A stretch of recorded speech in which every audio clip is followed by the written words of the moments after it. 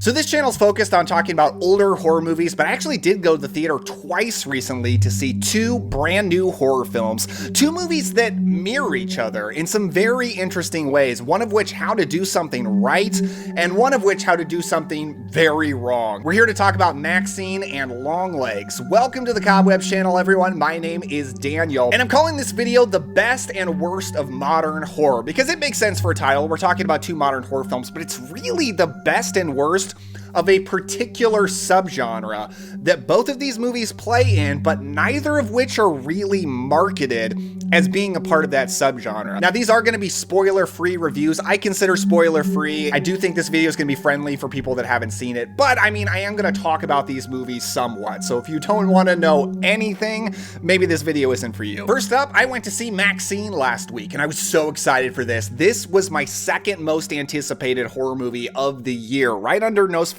And the reason I was anticipating it is I love Ti West's X trilogy. Ti West he's actually been one of my favorite horror filmmakers for a long time. That's another thing that links these two movies, both by modern horror directors that I'm a big fan of.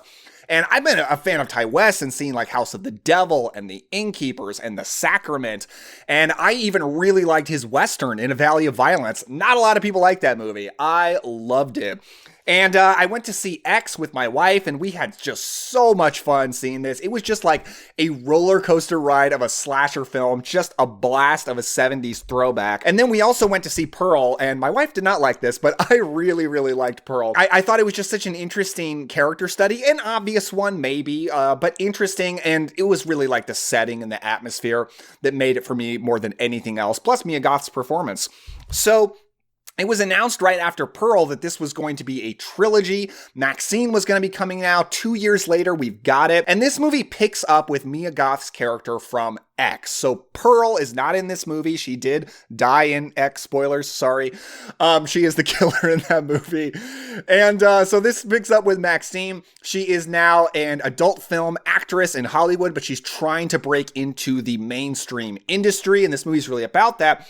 But also there is a Night Stalker going around Hollywood, killing people. Now, for what I liked about this movie, it's got a really good look and feel. The vibe of it is like very much an 80s vibe that I really enjoy, but it's almost hard for me to voice that as a positive too much, because honestly, you can just watch an 80s movie to get that vibe, and I watch 80s movies all the time. So if I only saw modern movies, I'd be like, oh yeah, this movie is unique because it looks like this, but you can get that in a million other movies if you just watch movies from the 80s, which I certainly do. And then Mia Goth's performance, you know, it's good. Maxine is a pretty entertaining character. The character Maxine is weird. She was not really the focus of X. This is very much an ensemble. Actually, my favorite performance in the movie was from Brittany Snow. I thought she popped the most. She was so much fun to watch. But, you know, Mia Goth is who turned out to be the final girl in that, and she was fine. She was, like, good for what she did in that. It's really Pearl where she really, really shined in this trilogy. But now that Maxine is the focus, I don't know that she's quite interesting enough for that. Her character is basically that she just reacts to any situation in the most aggressive way possible. Like, any way she can react, if she could just be super, super aggressive, that's what she's going to do every single time, which, you know, it's kind of entertaining sometimes. The cast in this movie is absolutely stacked, as everyone here is someone you'll recognize. Kevin Bacon and Elizabeth Debicki both have standout roles. Even the musician Halsey is in here. But that kind of feeds into my feeling that this movie is Ti West going mainstream Hollywood. He's made a more sanitized, safe, normal movie than the previous ones in this installment, so really anything else that he's done, I don't blame him for wanting to try that, but I do miss his more indie sensibilities. I did not like this movie. I barely liked it at all, and it was very surprising for me because I love those first two movies, and this is the first Ti West movie I haven't liked. Now, I haven't seen The Roost or Cabin Fever 2, his earliest films, but from everything I've seen, this is the weakest. I mean, it's being marketed as a slasher film. X is a slasher with great kill scenes. This movie does not have kill scenes. Like, the kills are all off screen by the Night Stalker. We just find out that the Night Stalker killed somebody later on. So this is a slasher film without slashing that you actually see with your eyes. That's just crazy to me. I was just sitting there. I couldn't believe it. Once we get to the end of the movie, you understand why we didn't see those scenes. But I would question, Ty West, why did you write that? Why did you make that have to be a part of your movie that you're marketing as a slasher film? Now, also early on in the movie, so I don't really consider this a spoiler, they reveal the Night Stalker possibly has some kind of satanic leanings because there are satanic symbols burned onto the corpses. And the movie is very much playing in the whole satanic panic playground of the 1980s. So the subgenre this movie is basically a part of is satanic horror. It's not really being marketed as that, but very early on you find out that's definitely what it is. And it's got a twist with satanic horror. I'm not going to tell you what it is exactly. Also, when we get to the killer reveal, because the whole time we're trying to find out, like, who is the Night Stalker, it's like the most obvious killer reveal of all time. Like, literally in the first minute of the movie, you know exactly who it is.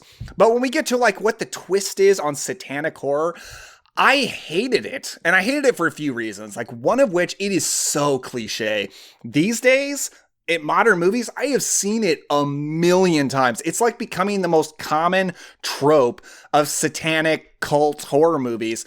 And it sucks. It's so boring. Like, I think the satanic horror genre is an awesome horror genre. Satanic cults are so cool on film and like, you know, devil monsters and all that kind of stuff. It's awesome.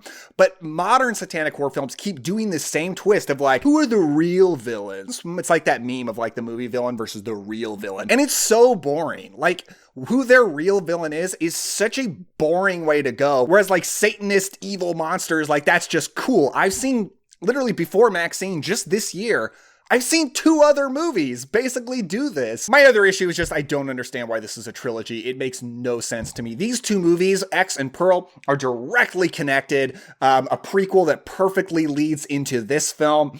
And it just feels like he decided to make it a trilogy, Ty West did, before he knew why, before he really had a story for a third one.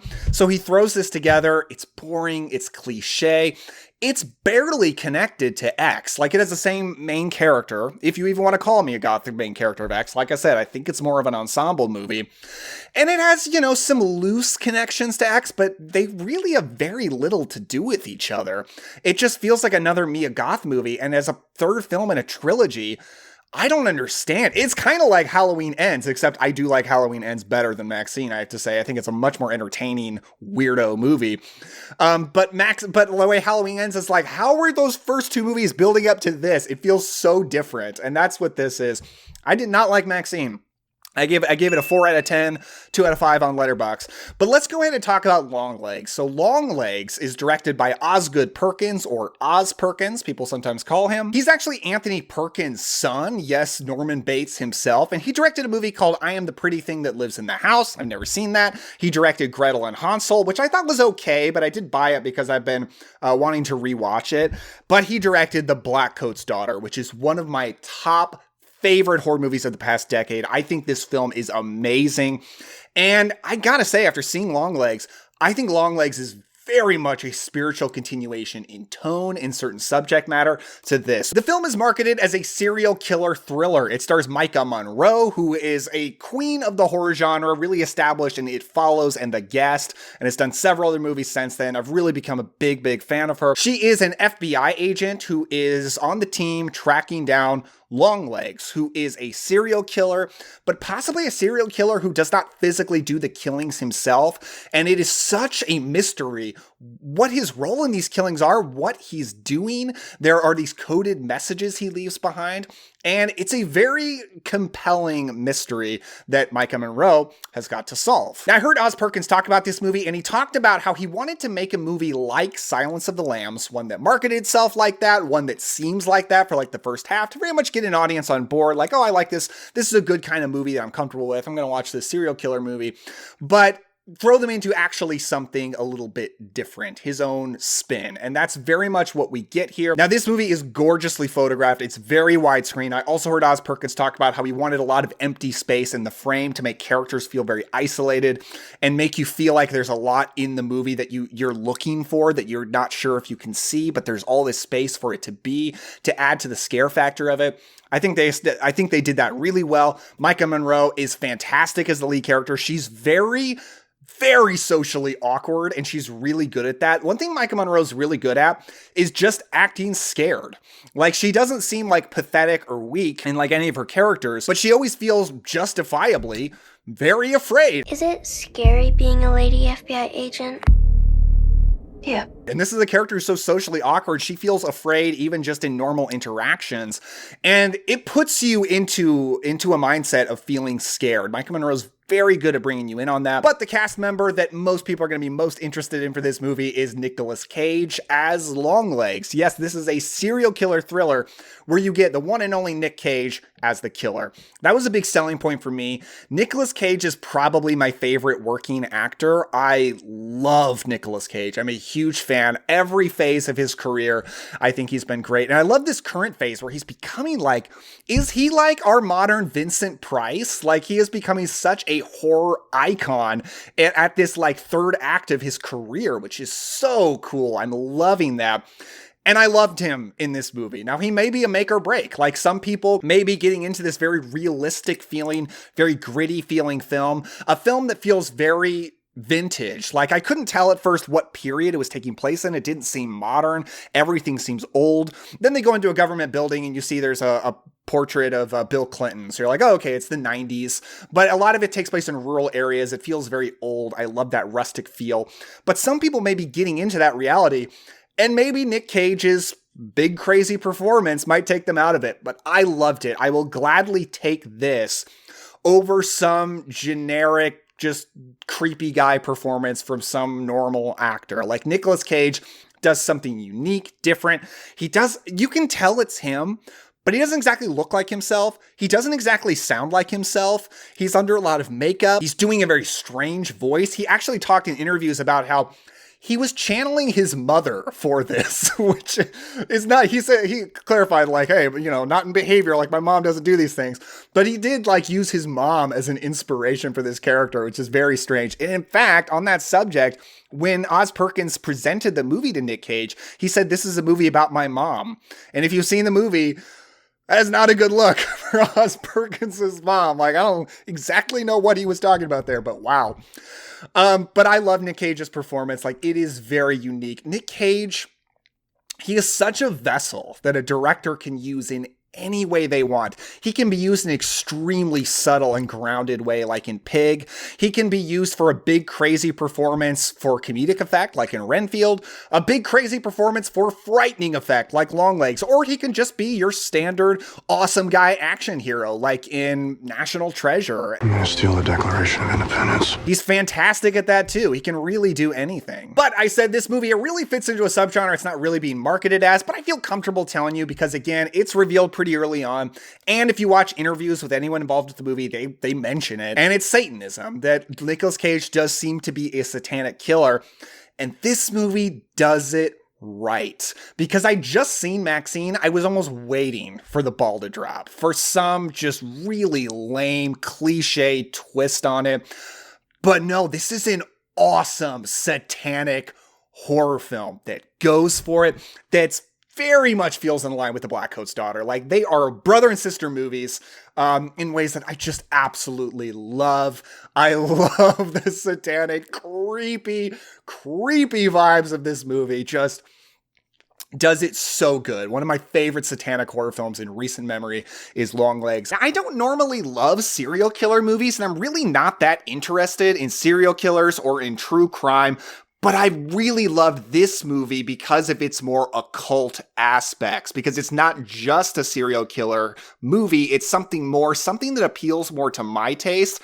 That was a really, really cool surprise. I loved Longlegs. I thought it was fantastic. It was intense, scary. Nicolas Cage sometimes is kind of funny in a dark way that's really fun. And it's so beautifully shot. Oh my God, this movie, I just got out of seeing it.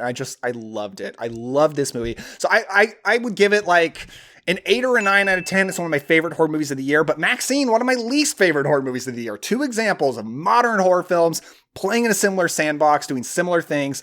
And one of them I thought just flopped hard, and one of them I thought rocked the house. So that's my thoughts, but I want to know yours. Let me know your thoughts on these movies if you saw them down in the comments below, or are you interested? And if you enjoyed this, check out this review right over here for Late Night with the Devil, another modern horror film that I really enjoyed. I'll put a playlist of all of my current horror reviews right there as well. Don't forget to like and subscribe. Thank you very much. I will see you next time.